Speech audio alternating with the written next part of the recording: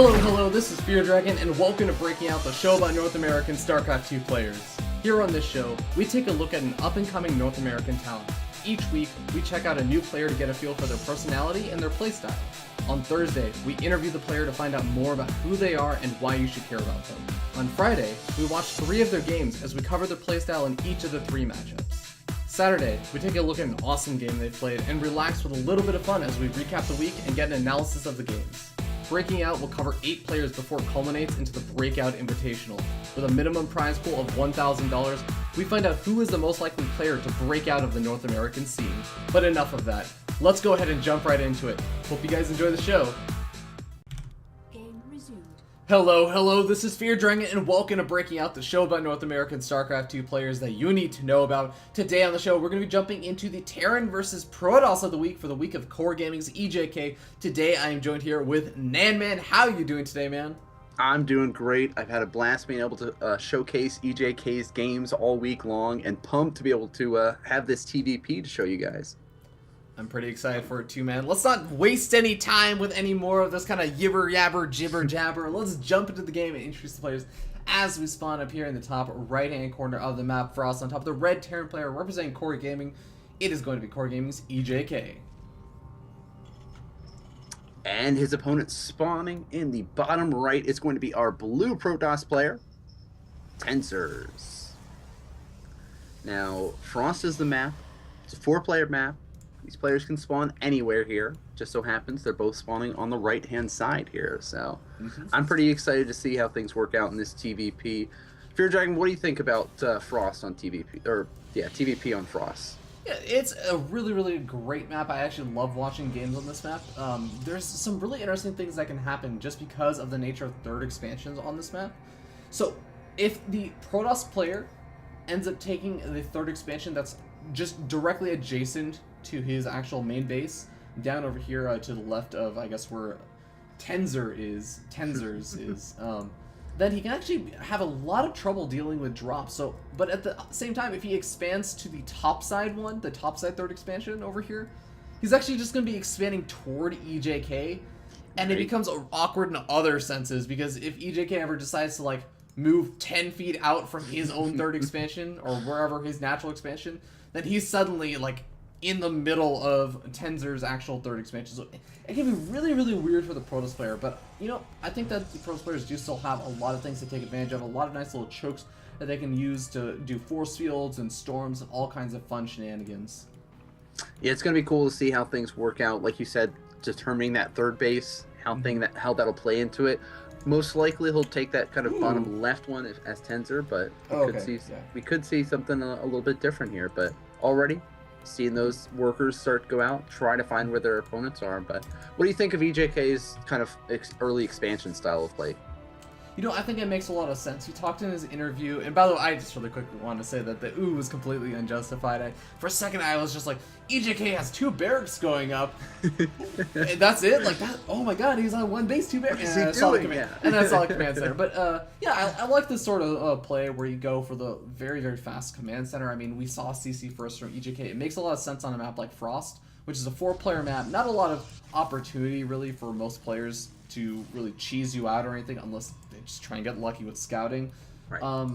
But yeah, I think it's going to work out well, and he kind of talked about in his interview how he likes to play that sort of macro game earlier on, and then in the later stages of the game, when he has the resources and the units to do so, he likes to be very aggressive on the map with a lot of different units in a lot of different places.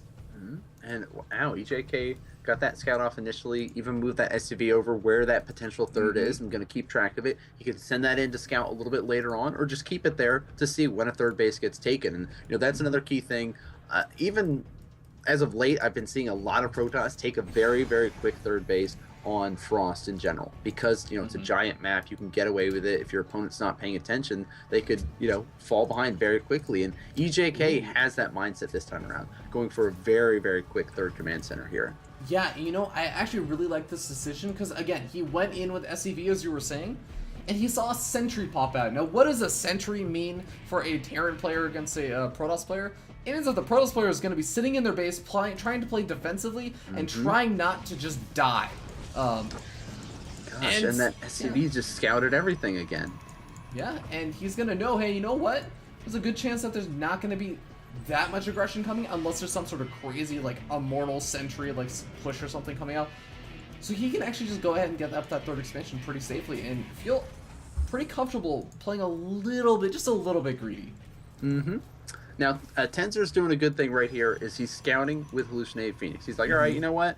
I'm about to get my additional gateways up and running here. I can use the energy I have and get that intel before my, first observer pops out. And so he'll get that Hallucinated Phoenix in, confirms, okay, what sort of production do you have up and running? Okay, only 2 barracks. You haven't gotten your tech here. Looks like you're opting for that economic route. And now Tensors can start having those wheels spinning in his head, try to figure out what is his best response. And looks like he's going to go straight up and get those Colossus going soon. Yeah, so we actually have kind of 2 different opposing perspectives. And EJK throwing out a lot of bunkers. Is he I think he may just be expecting some sort of immortal bust because he saw the robotic facility, he saw a couple of gateways being added on, sort of in a very, very peculiar positioning. I mean, Tensor really is positioning his buildings very strangely.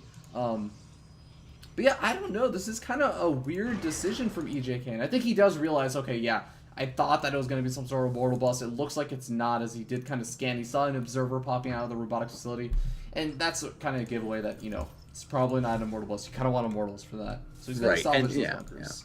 So great decision making. I think it's very smart. Spend that extra energy just to get a scan, confirmation, sigh of relief. Okay, I don't need this right now. I can continue up, cutting a few corners here and there, and get ready for those later stages. So, yeah, makes a lot of sense. But I mean, Tensor, he's going for a very fast tech route, and he's going to have a lot of Colossus much earlier on. Whereas EJK, he's saying, you know what, I'm going to have up a lot of SCVs. I'm going to be able to get up my third expansion much earlier. So these 2 players kind of taking their advantages in different ways, and I'm really interested to see how this is going to end up working out for both these players. Yeah, and there's actually, with the way that Tensor is playing this, going for these quick Colossus, it does sort of put a timer on the amount of medevacs that EJK can produce. Yeah. And it makes it very, very important for Tensor to snipe those medevacs, because he knows that his opponent has to start making Vikings in the near future. And so it's like, all right, once I find out, or once EJK finds out that it is Colossus, he has to be like, all right, I have to stop Viking, or have to start making medevacs and have to start making those Vikings. And so we're going to have to see how things work out, because EJK is just starting to swarm all over the map. He's got drops coming out, Widow Mines coming out all over the place, Marines getting him all the vision here. So this is going to be really cool to see. Yeah, it looks like one of the drops on the right-hand side is actually spotted out by that photon cannon. Widow Mine's going to be burrowing over the main base. There's no photon cannon over there. It looks like the probes actually don't really take too much damage, and the medevac also gets picked off. Widow Mines are still alive, but I mean, there is an observer out on the map. They should be able to be cleaned up very, very soon. Does Tensor not notice them? Oh no, he took a couple, and that little bit of micro with that probe was good enough to keep him alive. He's got photon overcharge for a little bit longer. That one observer finally back, so he felt comfortable enough, was like, all right, my observer's almost here. I don't have to worry about evacuating too many probes. And I like that decision, play it smart that way. Don't waste any additional mining if you have that observer right there. But Tensor's playing a little bit risky, I feel like, taking this expansion. But what are your thoughts? You were talking about that kind of more vulnerable and stuff earlier, but how do you feel in this situation here? I sort of like it and dislike it at the same time, because Tensor has a pretty scary army. He has 3 Colossus out now, which is going to be a very, very formidable force for EJK to deal with until he has the Viking count. But, I mean, there's a lot of other reasons why, and because of that, he can safely defend it for now. Right now, it's an okay decision. But I start to think, like, 2-3 minutes down the line, this could be a lot of trouble, because there's that big old cliff right above that third expansion where the Vikings can kind of just sit, and the Stalkers are going to have a really hard time dealing with it. But Nanmet, you know what? It's all coming together now. I see what Tensor's doing. He has double Stargate producing double Phoenix at the same time. He's not going to have any kind of issues with that sort of rage. He's going to actually just be able to defend against a large number of Vikings, and he's going to have a lot of faith in his Colossus count. Yeah, I love this style of PvT here.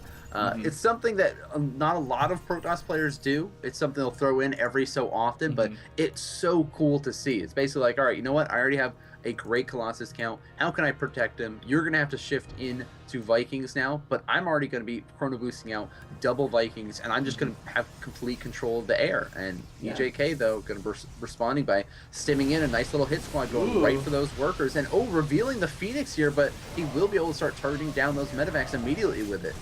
Yeah, it's going to be very, very annoying for EJK to deal with. How in the world is he going to deal with it? I mean, a lot of those medevacs actually have very low in health, but none of them have died. Some really great micro over there from EJK. He's actually moving different medevacs to actually be attacked by those Phoenix and just kind of microing his units around them.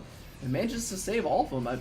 I'd love to see if he just like repaired up those medevacs. That would actually definitely make my day. Perfect. Yes.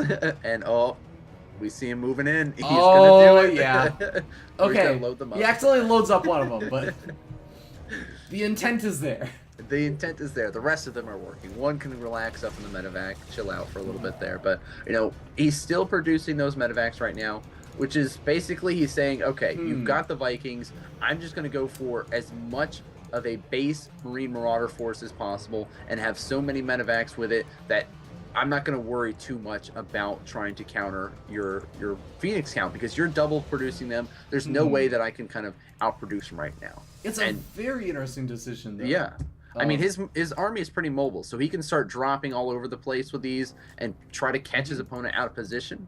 Now, it's a very dangerous thing to do because of the Phoenix, and if Tenzer has good, coverage with his units, with observers, with pylons and probes, it's going to be very tough. So we're going to have to see what EJK does.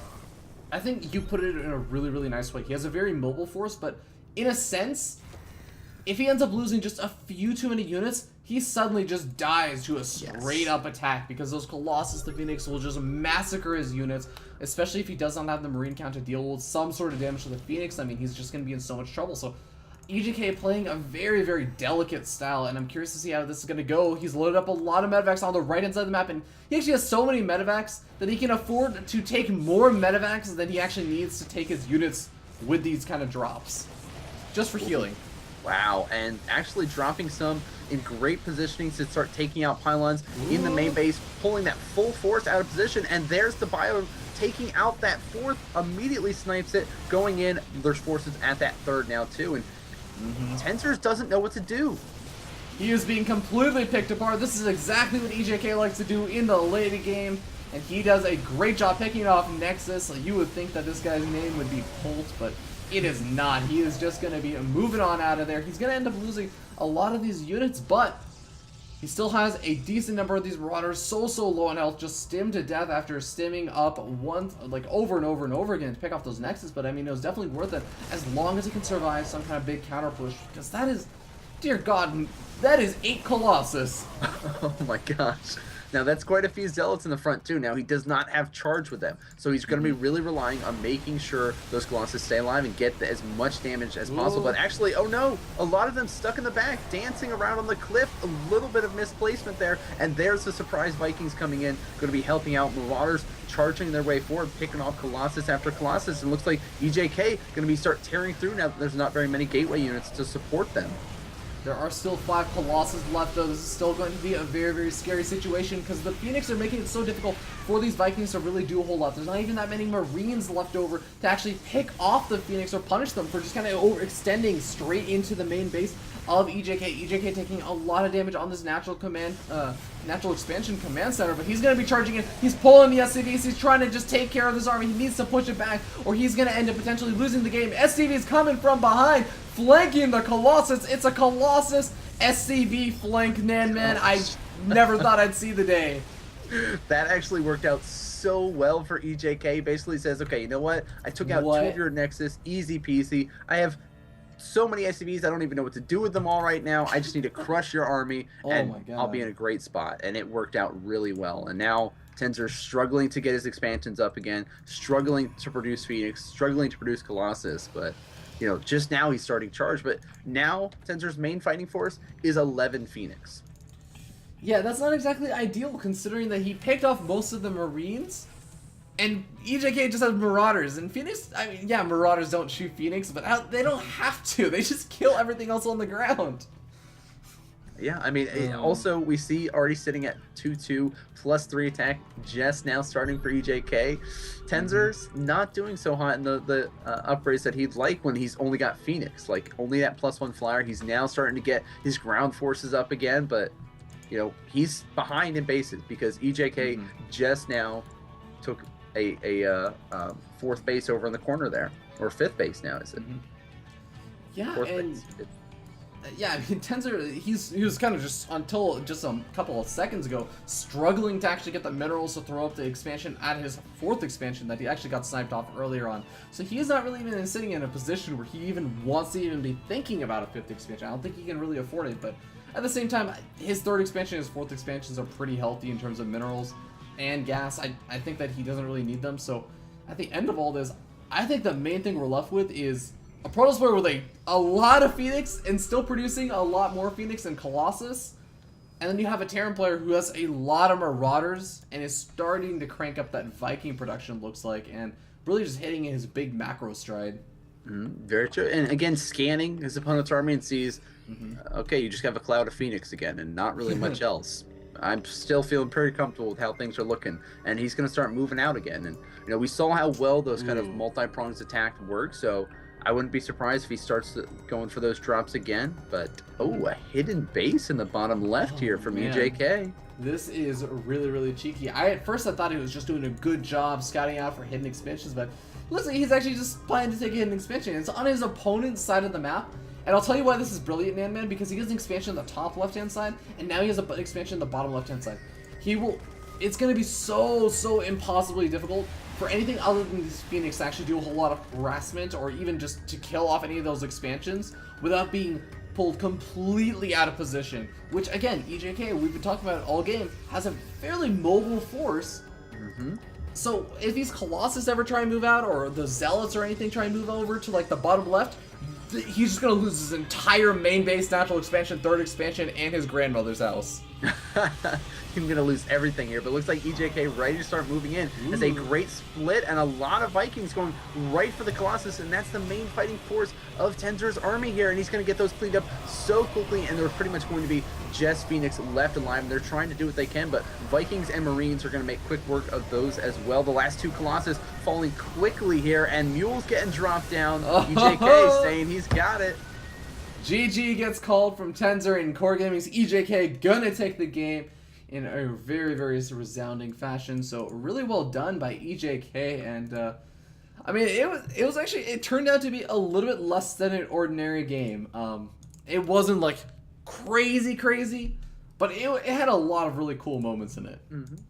Yeah, definitely. I mean, it was cool to see how EJK played against that very heavy Colossus Phoenix style, because you will see that from time to time. Yeah. And if you're not prepared for it, it could just kill you straight up. So I really liked EJK's response to it, taking advantage of his army composition. And it also kind of was cool to see, because EJK does so well in the late stages, doing that multi-prong harassment, and Tenzer's just couldn't keep up with it there. Exactly. I think you said it really well. Even though there were Phoenix out, which are normally, the Protoss player gets the Phoenix out from, especially double Stargate. I mean, I've seen Protoss players go with this for single Stargate, and they shut down Terran drops completely. EJK just said, well, you know what? You can clean up my drop, but I'm going to do so much damage in so many different locations that your Colossus Phoenix style, you just can't really split them up. I mean, what are you going to do? Split up 4 Phoenix at each different little angle? I mean, the Marines would just clean up the Phoenix. So you had to send all the Phoenix to one location, try and pick off as many medevacs as possible, stop them from just lifting up and going to another base or something while your Zealots kind of chase them around all day. And then the rest of the expansions, like what ended up happening was the 4th expansion, the 3rd expansion just ended up getting picked off because he just couldn't split up his units well enough. Right, I mean, yeah. And yeah, I think that was like the big winning move for EJK in this game. It was like the really big story to tell here. Yes, definitely. Being able to take those out simultaneously, and Tenzer just kind of left, okay, I guess I counterattack, and EJK was a little dicey for a little bit there for him, but he's like, SCVs, good units. Why would I not attack with them? SCV flank. Oh my god. Oh man, if somebody wants to make like a top 5 plays of the month or the week or something, that SCV flanks on Colossus, killing them, it works out pretty well, I guess. But that is going to put an end to the game, as well as game day over here on Breaking Out. So, Nanman, I want to ask you, where can people catch you at? Of course, you guys can check me out over on the Real Nan Man, Twitch, Twitter, all that would be great if you guys check those out. I do a show, SC2 Up and Coming, over there on Mondays. Helps highlight up and coming players. Very similar to this show, but not as good because, Fear Dragon does a great job with this kind of stuff, showcasing them week in, week out, guys. So make sure you're following him here. Make sure. Oh, well, thank you so much, Nanman. Make sure you guys are following Nanman as well. He does, again, some really, really great stuff. His podcast, SC2 Up and Coming, is actually done with Master Dog, who's actually been commentating some of the games from Hendel's week. But with that being said, that is actually going to put an end to it. So make sure you guys actually check out Core Gaming's EJK. All the links are over in the Twitch chat if you're watching this live on Twitch for Core Gaming, as well as EJK himself. If you're watching this over on YouTube, then go ahead and just look down below the video. All the links are down over there, and you can go ahead and follow him on Twitter, Twitch, etc. Follow Core Gaming. But with that being said, that is going to be an end for today. So thank you, everyone, for tuning in. Hopefully you guys enjoying your lovely, lovely Fridays. I know that I did, because I guess I enjoyed a little bit of StarCraft. Hope to see you all tomorrow for the awesome day where we kind of get to see the awesome game, watch pure CTF with a bunch of guests, and get some replay analysis of these exact games that we just saw here today and get EJK's thoughts on them. So have a wonderful night, guys. Take care, and see you tomorrow.